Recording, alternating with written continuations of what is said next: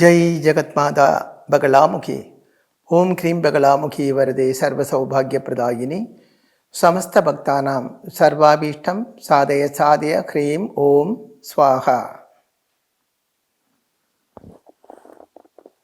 ஒரு ஜாதகத்தை காட்டி அதிலே உள்ள ரோக காரணம் உங்களிடம் சொல்ல போகிறேன். ஒரு குழந்தையோட ஜாதகம், ஒரு பொன் குழந்தையோட ஜாதகம். அந்த குழந்தைக்கு 10 வயசு. இந்த குழந்தைக்கு 10 வயசு. இப்போ ஜாதகம் பார்க்கும்பொழுது நான் அவர்கிட்ட கேட்டேன், தாத்தா பாட்டி அவங்க கிட்ட கேட்டேன், இது யாருடைய ஜாதகம் அப்படின்னு. இது எங்களோட பேத்தி அப்படின்னு சொன்னாங்க. அதாவது அவங்களோட மகளோட மகள் அப்படின்னு சொன்னாங்க. Okay, date of birth time எல்லாம் கரெக்டா? ஆமாம், எல்லாமே கரெக்டாக இருக்குது. அவரை பார்த்தா எனக்கு ரொம்ப பரிதாபமாக இருந்தது. ஆனால் ரொம்ப வயசான ஆளுகள். நான் ஜாதகம் ஒரு வாட்டி ஜெனரலாக ஓரலாக ஒரு வாட்டி பார்த்துட்டு நான் சொன்னேன், இதோட பேரண்ட்ஸ் ஜாதகம் பார்க்க சொல்லுங்கோ அப்படி சொன்னேன். இல்லை சுவாமி, அவங்க வெளிநாட்டில் இருக்காங்க, அதுக்கு தான் நாங்கள் வந்தது அப்படி சொன்னாங்க. சரி, அப்புறம் பார்க்கலாம், இப்போ எனக்கு இது பார்க்கறதுக்கு ஒரு மூடு இல்லை அப்படி சொன்னேன். அவங்க ரொம்ப கம்பல் பண்ணாங்க, பாருங்கோ சாமி பார்த்து சொல்லணும் அப்படின்னு. நான் உடனே பல் அடித்து வெளியில இருந்து ஒரு ஆள் உள்ளே வந்தார், என் கூட இருக்கப்பட்ட ஆள். இப்போ நான் சொன்னேன், இவங்களை கொஞ்சம் வெளியில் அடிச்சுட்டு போ, அடுத்து இன்னொரு ஆள் இருந்தால் அனுப்பு, இது இப்போ பார்க்கறதுக்கு எனக்கு மூடு இல்லை அப்படின்னு சொன்னேன். சரி, அவங்க வெளியில் போயாச்சு, இன்னொரு ஆள் வந்தாச்சு. அந்த ஜாதகம் பார்த்து முடித்ததுக்கு அப்புறம் இந்த பையன் என்கிட்ட கேட்டார், சுவாமி அவங்க ரொம்ப முன்னாடியே அப்பாயின்மெண்ட் வாங்கிட்டு வெயிட் பண்ணுறாங்க, அவங்க இருக்காங்க, அதாவது முன்னாடி போன அந்த தாத்தா பாட்டி இருக்காங்க, அந்த ஜாதகம் பார்த்து தான் ஆகணும்னு சொல்கிறாங்க. அப்போ நான் சொன்னேன், இல்லைப்பா அவங்க ரொம்ப வயசான ஆளுகள், இந்த ஜாதகப்படி இந்த குழந்தைக்கு கேன்சர் இருக்குது, அவங்கக்கிட்ட அது சொன்னால் அவங்க அதை எப்படி எடுத்துக்கொள்வாங்கன்னு தெரியலை. அதனால தான் அவங்க பேரண்ட்ஸு வேணும்னா ஆன்லைனில் பார்க்கட்டுமே, ஆன்லைனில் இங்கே ஜாதகம் பார்க்கறது உண்டு. அப்போ இந்த பையன் சொன்னார், இல்லை சுவாமி அது பார்க்கலாம், அவங்க ரொம்ப அழுதுட்டு இருக்காங்க அப்படி சொன்னாங்க. சரி, எனக்கு என்னமோ ஒரு மூடு தோணலே அப்படின்னு. அப்புறம் இந்த பையன் வெளியில் போயாச்சு. அப்போ இந்த பையன்கிட்ட அவர் மறுபடியும் கேட்டிருக்கிறார், இல்லை நாங்கள் ரொம்ப தூரத்தில் இருந்து வந்திருக்கோம், ஒரு மாதம் முன்னாடி அப்பாயின்மெண்ட் வாங்கியிருக்கோம், அவங்க சென்னையிலேருந்து வந்திருக்காங்க, 10 மணி நேரம் ட்ராவல் பண்ணி வந்திருக்காங்க இந்த வயசு காலத்திலேயே, அதனால எங்களுக்கு பார்க்க சொல்லுங்கோ, எதனால பார்க்க மாட்டாங்க அப்படி கேட்டாங்க. அப்போ பையன் அவள்கிட்ட சொல்லியிருக்கு, சுவாமி சொன்னாங்க அந்த ஜாதகப்படி அந்த குழந்தைக்கு கேன்சர், உங்ககிட்ட அது சொன்னால் நீங்கள் எந்த அளவுக்கு அது தாங்குவாங்க தெரியலை, எப்படி ஃபீல் பண்ணுவாங்க தெரியலை, அதனால தான் அவங்க பேரண்ட்ஸை ஆன்லைனில் பார்க்க சொன்னாங்க அப்படின்னு. அப்போ அவங்க சொன்னாங்க, அந்த குழந்தைக்கு கேன்சர்னு எங்களுக்கு தெரியும், என்னோட மகளோட குழந்தை தான் அது, அவங்க தான் யூடியூப்பில் சாமியை பார்த்துருக்காங்க, நீங்கள் போய் பாருங்கள், பார்த்து அதுக்கு என்ன பரிகாரம் பண்ணணும், ஏதாவது உயிர் பிழைக்குமான்னு கேட்டாங்க, அதுக்கு தான் நாங்கள் வந்திருக்கோம் அப்படி சொன்னாங்க. ஓஹோ, அப்போ ஆல்ரெடி அவருக்கு இந்த மேட்ரு தெரியுமா அப்படின்னா வர சொல்லும். அப்போது பாருங்கோ, இந்த ஜாதகத்தில் எப்படி அந்த கேன்சர் என்று சொன்னது என்றால், ஏற்கனவே நான் சொல்லியிருக்கேன், ராகு செவ்வாய் காம்பினேஷன், ராகு செவ்வாயை பார்த்தால் இல்லை செவ்வாய் ராகுவை பார்த்தால் அது சீரியஸாக உள்ள ஹெல்த் ப்ராப்ளம் உண்டாக்கும். என்ன ஹெல்த் ப்ராப்ளம்னா 99% கேன்சர் தான். இந்த ஜாதகத்தை பொறுத்த வரைக்கும் செவ்வாய் ராகுவை பார்க்கறது உண்டு. அந்த ராகு வேற மாந்தியோடு சேர்ந்தும் இருக்கிறது. அப்போது ராகு மாந்தியோடு சேர்ந்திருந்தால் ஏற்கனவே கடிக்கப்பட்ட நாய் அதுக்கு வெறி கூட பிடிச்சாச்சுன்னா ஆகும், பார்க்குறவரை எல்லாம் கடிக்கும் இல்லையா? அப்படி சொல்லியிருக்கக்கூடாது, இருந்தாலும் சொல்கிறேன். அப்படி உள்ள ஒரு அவஸ்தையில் இருக்குது இந்த ராகு, அதை செவ்வாய் பார்க்கறது உண்டு. இனி ஒன்று, அந்த செவ்வாய் சனியோடு சேர்ந்திருக்கிறது. செவ்வாய் என்றாலே தோஷம்தான் இந்த வியாதியை பொறுத்த வரைக்கும், ப்ளஸ் சனியோடு சார்ந்து இருக்கிறது. சுக்கிரன் அங்கே இருக்கிறது, சுக்கிரன் அங்கே நீச்சமாக இருக்கிறது. அப்போ எல்லாமே மைனஸ் தான். அப்போ நான் அவர்கிட்ட சொன்னேன், பாட்டி தாத்தா கிட்ட இல்லை, என்கிட்ட இருக்கப்பட்ட பையன்கிட்ட சொன்னேன், அவரோட பேரண்ட்ஸ் ஜாதகத்தில் இது குழந்தை பொண்ணாக இருக்கிறதுனால அவங்க பேரண்ட்ஸ் ஜாதகத்தில் 90% அவங்க அம்மா ஜாதகத்தில் 5ல் சூரியனோ சனியோ ராகுவோ இருக்கு, அதனால தான் இது இப்படி ஆயிருக்கிறது. அப்படி சொல்றதுக்கு என்ன காரணம் என்றால், லக்னத்தில் இது 7ஆம் இடம், அதே மாதிரி 8ஆம் இடம். 7ஆம் இடத்துக்கு அதிபன் சந்திரன் உச்சமாக இருக்கு, அது ஓகே, அது ஹெல்த்தை பொறுத்த வரைக்கும் பிரச்சனை இல்லை. ஆனால் 8ஆம் இடத்துல சூரியன் சொக்ஷேத்திர பலவானாக இருக்கிறது இல்லையா, 8ஆம் இடத்துல சூரியன் சொக்ஷேத்திர பலவானாக இருக்கிறது. அப்படி இருக்கும்போது சீரியஸா ஹெல்த் ப்ராப்ளம் வர்றதுக்கு வாய்ப்பில்லை. ஆனா இந்த செவ்வாய் பாப கிரகங்களோடு சேர்ந்திருந்து ராகுவை பார்வை இருக்கிறதுனால கேன்சர் வந்தும் ஆக வேண்டும். அப்ப இந்த ஜாதகத்திலே உள்ள தோஷங்களால மட்டும் வரவில்லை, அந்த குழந்தையோட பேரண்ட்ஸ் ஜாதகத்திலே முன்ஜென்ம பாபதோஷம் இருக்கு, அது இங்கே எஃபெக்ட் ஆகுறது. அதாவது நம்ம சொல்லுவோம் இல்லையா, முன்னோர் செய்த புண்ணியம் நாங்க நல்லா இருக்கோம் அப்படி சொல்லுவாங்க. அதே போல முன்னோர் செய்த பாபமும் நம்மளே பாதிக்கத்தான் செய்யும்.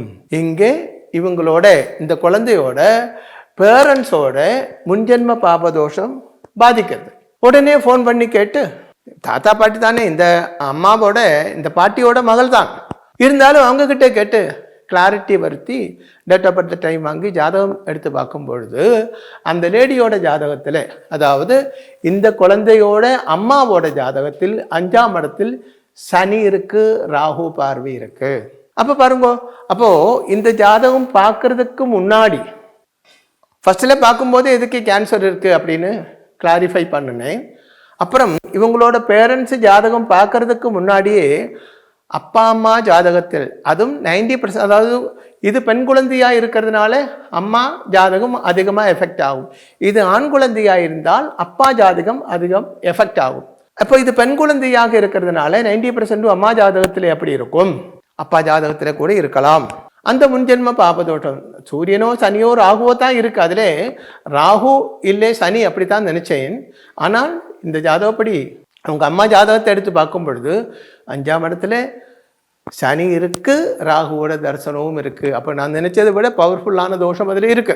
இப்படி எல்லாம் இருந்தாலும் ஜாதகத்தில் லக்னத்துக்கு அதிபனாக இருக்கப்பட்ட கிரகம் இந்த மகர லக்னம், அது 9ஆம் இடத்தில் பாக்கியஸ்தானத்திலேயே இருக்கு. ஆனால் பாக்கியஸ்தானத்தில் இருக்கிறது, ஆனால் குரு பார்வை இருக்கிறது. பாக்கியஸ்தானத்தில் இருக்கப்பட்ட கிரகம் பாபகிரகத்தோடு பாக்கியஸ்தானத்தில், அதாவது லக்னாதிபனாக இருக்கப்பட்ட கிரகம் பாக்கியஸ்தானத்திலே இருக்கிறது 9ஆம் இடத்துல. அங்கே பாபகிரகங்களோடு சேர்ந்திருக்கு. லக்னாதிபன் 9லே இருந்தாலும் அதான் அங்கே, ஆனால் பாபகிரகத்தோடு சேர்ந்திருக்கு. அப்படி இருந்தாலும் குரு சொந்த வீட்டிலே இருந்து குரு பார்வை இருக்கிறதுனால உயிருக்கு ஆபத்தில்லை அப்படின்னு சொன்னேன். இப்போ ஒரு சந்தேகம், இங்க குரு அதாவது ஜோதிஷம் தெரிஞ்ச ஆச்சாரியன்மார் என்னை இப்போ கேட்டுக்கொண்டு இருக்கிறதா இருந்து அவங்க கேட்பாங்க, குரு 12க்கும் 3க்கும் அதிபன், அப்போ குரு மாரகஸ்தானாதிபன் தானே, அந்த குரு பார்வை இருக்கும் போது இல்லை. அவங்க இப்படி கேட்பாங்க, குரு பார்வை இருக்கிறதுனால சகல தோஷத்துக்கும் பரிகாரம் ஆச்சு இல்லையா, அப்புறம் எப்படி வியாதி வந்தது அப்படின்னு கேட்கலாம் அப்படின்னு நினைப்பீங்க. ஆனால் அதுக்கு ஆன்சர் தான், குரு பார்வை இருந்தாலும் அது 12க்கும் 3க்கும் அதிபனாக இருக்கிறது, மாரகஸ்தானாதிபனாக இருக்கிறதுனால தான் அந்த குரு பார்வை 100% ஒர்க் அவுட் ஆகவில்லை. அதனால தான் இந்த செவ்வாய் ராகு காம்பினேஷன் அந்த வியாதி அந்த குழந்தைக்கு கொடுத்தது. அப்போ என்ன பண்ண வேண்டும்? இந்த மாதிரி இருந்தால் அதுக்கு என்ன பரிகாரம்? முதல்ல பேரண்ட்ஸோட முன்ஜென்ம பாபதோஷத்தை மாற்ற வேண்டும். இங்கே குழந்தை ஜாதகத்தில் கூட 1, 2, 3, 4 5ஆம் பாவம் 1, 2, 3, 4 இது 5ஆம் இடம் ரிஷப ராசி. ரிஷபத்துக்கு அதிபனாக இருக்கப்பட்ட வீனஸ் சுக்கிரன் நீச்சமாகத்தான் இருக்கிறது. இதுலேயும் முன்ஜென்ம பாபதோஷம் இருக்கத்தான் செய்யுது. அப்போ என்ன பண்ண வேண்டுமானால் அம்மா ஜாதகத்தில் இருக்கப்பட்ட முன்ஜென்ம பாபதோஷம் மாற்ற வேண்டும். அதுக்கு சகஸ்ர விராஜித யாகம், அது ஒண்ணுதான் பரிகாரம். சகஸ்ர விராஜித யாகம். சாதாரணமாக நாங்கள் இங்கே விராஜித யாகம், நாங்கள் நல்ல எல்லாரும் படித்தவங்க விராஜித யாகம்னு சொல்லுவாங்க. வேத சாஸ்திரப்படி அதோட பேரு சகஸ்ர விராஜித யாகம். சகஸ்ர விராஜித யாகத்திலே எஜமான ஸ்தானத்தில் இந்த குழந்தையோட அம்மா, உப எஜமானன் இந்த குழந்தை, அப்படி அந்த யாகம் செய்ய வேண்டும். பிளஸ் இந்த வியாதி வந்திருக்கிறதுனால சஞ்சீவனி ஹோமமும் செய்ய வேண்டும். மிருத சஞ்சீவனி ஹோமம். இதில் பிரச்சனை 4வது ஸ்டேஜுக்கு போச்சாம். சீரியஸ் ப்ராப்ளம் தான். ஆரம்பமாயிருந்தால் சஞ்சீவினி ஒரு வாட்டி பண்ணினால் போதும். ஆனால் 4வது ஸ்டேஜுக்கு போயிருக்கிறதுனால 3 டைம்ஸ் அந்த சஞ்சீவனி மிருத சஞ்சீவினி ஹோமம் 3 வாட்டி பண்ணணும். அனுபவங்கள் நிறைய இருக்கு. இப்படி ரொம்ப சீரியஸாக உள்ளவருக்கு இதே மாதிரி பரிகாரம் பண்ணி குணமாயிருக்கப்பட்ட அனுபவங்கள் நிறைய இருக்கு. இனி குணமாகாது என்றால் ஜாதகம் பார்க்கும் பொழுதே தெரியும். இங்கே ஆயுர்காரகனாக இருக்கப்பட்ட சனி பாக்கியஸ்தானத்திலே இருக்கு. ஆத்மகாரகனாக இருக்கப்பட்ட சூரியன் அஷ்டமத்திலேயே இருக்கு. சூரியனுக்கு அஷ்டமாதிபத்திய தோஷம் கிடையாது. அப்படி ப்ளஸ் பாயிண்ட் இருக்கிறதுனாலையும் அந்த வியாதிக்கு காரணமாக இருக்கப்பட்ட செவ்வாய் குரு பார்வையில் இருக்கிறதுனாலையும் பரிகாரம் ஒர்க் அவுட் ஆகும். அதனால இந்த பரிகாரங்கள் பண்ணுங்க அப்படின்னு சொன்னேன். அவர் பூஜை ஆரம்பிக்கணும் அப்படி சொல்லியிருக்காங்க. அப்போ ஒரு ஜாதகத்தில் இதே மாதிரி எத்தனையோ ஜாதகங்கள் பார்த்து கன்ஃபார்ம் பண்ணியிருக்கு. உங்களுக்கு இந்த மாதிரி வியாதி இருக்கா? சந்தேகமே இல்லை. உங்க குழந்தைகளுக்கோ வீட்டிலேயோ வியாதி இருக்கா? சந்தேகமே இல்லை. இந்த செவ்வாய் ராகு காம்பினேஷன் ரொம்ப ரயராக சனி செவ்வாய் காம்பினேஷன்லே இது வர்றதுண்டு. சனி சூரியன் காம்பினேஷன்லே இது வர்றதுண்டு. அது ரொம்ப ரயர் தான். அதிகமாக ராகு செவ்வாய். அப்போ எப்படின்னா இந்த ராகு செவ்வாய் இந்த வந்திருக்கப்பட்டது அதோட இந்த என்ன சொல்லலாம், அதாவது ராகு 7ஆம் இடத்தில் பார்வை இருக்கிறது. சனியும் அந்த 7ஆம் இடம் சனிக்கு தான் இருக்கப்பட்ட இடத்துல 10ல் பார்வை. அப்போது இங்கே இருந்து இந்த மிதுன ராசி என்று சொல்லும் பொழுது மிதுனம் கடகம் நெஞ்சு பாகம் ஆக இருக்கிறது. அப்போ அந்த குழந்தைக்கு அங்கத்தான் இந்த ப்ராப்ளம், இந்த வியாதி வந்திருக்கிறது. அப்போது இந்த ராசி சக்கரப்படி எந்த ராசியில் இந்த கிரக யோகங்கள் ஒன்று சேர்ந்து வருதோ அங்கே இந்த ப்ராப்ளம் வர அதிக வாய்ப்பு உண்டு. இப்போ இப்படி ஜாதகத்தில் உங்களோட ஜாதகம் எடுத்து பாருங்கோ. இப்படி இருந்தால் செவ்வாய் ராகு காம்பினேஷன், செவ்வாய் ராகு ஒன்று சேர்ந்திருந்தால், இல்லை இதில் 12 ராசியில் ஏதாவது ஒரு ராசிக்கு செவ்வாயோட பார்வையும் ராகுவோட பார்வையும் சேர்ந்து வருது என்றால், அது பாபக்ஷேத்திரமாயிருந்தால் இந்த மாதிரி உள்ள வியாதி வர்றதுக்கு வாய்ப்பு அதிகமாக உண்டு. அப்போ என்ன பண்ண வேண்டும்? ஜாதகத்தில் அப்படி இருந்தால் ஒரு நல்ல ஆச்சாரியனை பார்த்து ஜாதகம் காட்ட வேண்டும். அப்புறம் அவர் சொல்லும் பொழுது அந்த காலகட்டம் எப்போ அந்த பீரியடுன்னு சொல்லுவாங்க. அதுக்கு ஒரு மாதம் முன்னாடி இல்லை 15 நாள் முன்னாடி நல்ல ஒரு ஹாஸ்பிட்டலில் போய் ஒரு டாக்டரை பார்த்து ஒரு மாஸ்டர் செக்கப்பு செய்ய வேண்டும். அவரே சொல்லுவாங்க, டாக்டரே சொல்லுவாங்க இது பண்ணிக்கோங்க அப்படின்னு. அப்போ என்ன ஆகும்? ஆரம்பத்திலேயே அந்த வியாதியை கண்டுபிடிச்சு ட்ரீட்மெண்ட் பண்ணலாம். கேன்சர் என்று சொல்லப்பட்டது மகா வியாதி ஆயிருந்தாலும் ஆரம்பத்திலேயே ட்ரீட்மெண்ட் பண்ணியாச்சுன்னா பயப்பட வேண்டிய அவசியமே இல்லை. அதுக்கு நல்ல திறமையுள்ள டாக்டர்மார், அதே மாதிரி உள்ள பெரிய பெரிய ஹாஸ்பிட்டல் எல்லாம் நிறைய இருக்காங்க.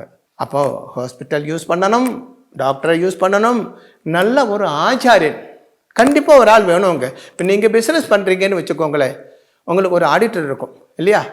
அதே மாதிரி ஒரு அட்வொகேட் இருக்கும், லீகல் அட்வைஸ் பண்ணுறதுக்கு, கணக்கு வழக்கெல்லாம் பார்க்கறதுக்கு ஒரு ஆடிட்டர் இருக்கும். அதே மாதிரி பிஸ்னஸ் மேனேஜ்மெண்ட் எல்லாம் பார்க்கறதுக்கு அட்வைஸ் பண்ணுறதுக்கு MBA படித்த ஒரு ஆளை நீங்கள் வச்சுருப்பீங்க. அதே மாதிரி உங்களுக்கு வாழ்க்கைக்கு வழிகாட்டியாக ஜோதிஷாஸ்திரம் படித்த நல்ல ஒரு ஆச்சாரியனும் இருக்க வேண்டும். இல்லை என்றால் கொஞ்ச காலத்துக்கு அப்புறம் அந்த காலத்தில் நாங்கள் நல்லா இருந்தோம், இப்போ ஒன்றுமே இல்லை அப்படி சொல்ல வேண்டிய சூழ்நிலை உருவாகும். பகவான் நமக்கு புத்தியும் அறிவும் கொடுத்திருக்கு. அது வேண்டிய அளவுக்கு யூஸ் பண்ணக்கூடியது, புத்தியே தீட்ட வேண்டியது நம்மளுடைய கடமை தான். அப்படி செய்தா சொன்னால் வாழ்க்கையில் நமக்கு ஒரு காலமும் தோல்வி உண்டாகாது. நமது வாழ்க்கையில் வாழ்ந்து கொண்டிருக்கும் பொழுதே உள்ள நரகம் என்று சொல்லப்பட்டது என்ன தெரியுமோ? ஒன்று ரோகம், அப்புறம் கடன். ரோகம், கடன், எனிமி, சத்ரு. அதே மாதிரி முதுமை, வார்த்தக்கியம் அப்படி சொல்லுவாங்க. ரோகம், கடன், முதுமை, எனிமி, இது நம்ம வாழ்க்கையிலே உள்ள நரகம். வாழ்ந்து கொண்டிருக்கும் பொழுதே நரகம், மரணத்துக்கு அப்புறம் நரகத்துக்கு போறதல்லே, வாழ்க்கையில் நமக்கு உண்டாகப்பட்ட நரகம். அந்த நரகத்தில் வீழாமல் நம்மளை காப்பாற்ற கண்டிப்பா ஜோதிஷம் சாஸ்திரியமாக படித்த ஒரு ஆச்சாரியனுக்கு உங்களை காப்பாற்ற முடியும். ஆனால் அந்த ஆச்சாரியன் ஜோதிஷம் மட்டும் படித்தவராக இருக்கக்கூடாது, தாந்திரிகமும் படித்த ஆளாக இருக்க வேண்டும். ஏனென்றால் உங்களுக்கு என்ன வியாதி என்று சொன்னால் போராது. உங்களுக்கு என்ன வியாதின்னு உங்களுக்கே தெரியும் இல்லையா? டாக்டர் சொல்ல வேண்டாமே. ஆனால் சில வியாதிகள் டாக்டர் தான் கண்டுபிடிக்கணும். ஆனால் வியாதி கண்டுபிடித்தால் மட்டும் போராது, அந்த வியாதிக்கு என்ன மருந்து அது கூட டாக்டருக்கு தெரிஞ்சிருக்கணும். இந்த வியாதி இந்த மருந்து சாப்பிட்டுக்கோங்கோ, இந்த மருந்து இந்த ட்ரீட்மெண்ட் எடுத்துக்கோங்கோ, உங்கள் வியாதி மாறும் என்று உறுதியாக அட்வைஸ் பண்ணக்கூடிய அறிவு, திறமை, எக்ஸ்பீரியன்ஸ் அந்த டாக்டருக்கு இருக்க வேண்டும். அப்படி உள்ள ஒரு ஆச்சாரியன் கண்டிப்பாக இந்த காலத்தில், இது கலியுகம், எந்த நேரத்திலே ஒரு மகா விபத்து நம்மளே தேடி வரும். அது எப்போ வேணும்னா, நாளைக்கு காலையில் கூட வரலாம், பெரிய புயலாக வரலாம், ஃப்ளட்ஸாக வரலாம், பெரிய காற்று ஆக வரலாம், பூமி குலுக்கமாக வரலாம், மகா ரோகங்களாக வரலாம். இது நாட்டிலே லோகத்திலே அங்கங்கே நடந்து கொண்டே தான் இருக்கிறது. முன்காலத்திலே எல்லாம் அது எங்கேயாவது ஒரு சம்பவம் நடந்தாச்சுன்னா அடுத்த நாளில் தான் நமக்கு அந்த நியூஸில் அது தெரியும், அது கொஞ்சம் தான் தெரியும். இப்போ அப்படியே இல்லையே, கண்ணால் பார்க்கலாம் இல்லையா டிவியில். இது நாளைக்கு நமக்கும் வரலாம். அதனால எச்சரிக்கையாக இருங்கள், முன்னெச்சரிக்கையாக இருங்கள். ரோட்டில் போகும்போது சில இடங்களில் போர்டு இருக்கும் இல்லையா, முன்னாடி ஹம்பு வருது, பள்ளமாக இருக்குது, பிரிட்ஜு வருது அப்படின்னு எச்சரிக்கை அப்படின்னு ஒரு போர்டு வச்சுருப்பாங்க. அதே மாதிரி வாழ்க்கையின் நாளைக்கு வரக்கூடிய நல்லது கெட்டது எல்லாம் முன்னாடியே தெரியக்கூடிய ஒரு எச்சரிக்கை போர்டு தான் உங்களுடைய ஜாதகம் என்று சொல்லப்பட்டது. அதை யூஸ் பண்ண வேண்டும். ரோடு சைடில் இருக்கப்பட்ட அந்த எச்சரிக்கை போர்டு பார்க்காமல் ஓடி போயிட்டு இருந்தாலும் கட்டரில் போய் விடும், பெரிய ஆபத்திலே மாட்டோம். சில இடங்கள்ல எழுதி வச்சுருப்பாங்க, இது அபகட மேகலை, கேர்ஃபுல்லாக போக வேண்டும். இதெல்லாம் நம்ம ஜாதகத்திலே உள்ள விஷயங்கள் தான். இந்த திசாகாலம் சுபமல்லை, நீ கடன் வாங்கவும் கூடாது, கடன் கொடுக்கவும் கூடாது, புதுசாக ஒன்றும் ஆரம்பிக்கக்கூடாது, இப்படியெல்லாம் எழுதியிருப்பாங்க. நமக்கு பெரிய பெரிய ஆபத்துகள் வரும் பொழுது அது வராமல் தடுக்கிறதுக்குள்ள அநேக வழிகள் ஜோதிஷ சாஸ்திரத்திலே, வேத சாஸ்திரங்களிலே, தாந்திரிகத்தில் இருக்கு. இது ஈஸ்வரன் தந்தது தான், மனுஷன் கண்டுபிடித்தது அல்ல. அது நம்ம யூஸ் பண்ண வேண்டும். அது யூஸ் பண்ணியாச்சுனால் கண்டிப்பாக வாழ்க்கை என்றைக்கும் நிம்மதியாக இருக்கும், சந்தோஷமுள்ளதாக இருக்கும், ஆனந்தகரமாக இருக்கும். ஜெகத் மாதாமகா பகலாமுகி அம்மையின் அனுகிரகத்தால் உங்களுக்கு சர்வகாரிய சித்தி உண்டாகட்டும் என்று ஆசீர்வாதம் செய்கிறேன். ஸ்ரீ சூரியமங்கலம் அத்வைத வேத வித்யா பீடத்தில் தாந்திரீக பூஜைகளில் சிறந்து விளங்கும் பல ஆச்சாரியர்களால் அமாவாசை மற்றும் பௌர்ணமி நாளன்று சிறப்பு யாகங்கள் நடைபெறுகின்றன. இந்த யாகங்களில் கலந்து கொள்வதன் மூலம் அன்னை ஸ்ரீ பகலாமுகி தேவியின் அருளால் நம் சர்வதோஷங்களும் நீங்கி சகல சௌபாகியங்களும் நம்மை பரிபூரணமாக வந்தடையும். ஸ்ரீ சூரியமங்கலம் அத்வைத வேத வித்யா பீடம் ஜோதிடம், பிரசன்னம், வாஸ்து, தாந்திரீக பூஜைகள் மற்றும் வேத யாகங்கள் செய்திட தொடர்புக்கு 7305442299 7305442299. தொடர்பு மையங்கள் சென்னை, கோவை, பெங்களூரு, ஹைதராபாத், விஜயவாடா, டெல்லி, மும்பை, திருநெல்வேலி, டெக்சாஸ்.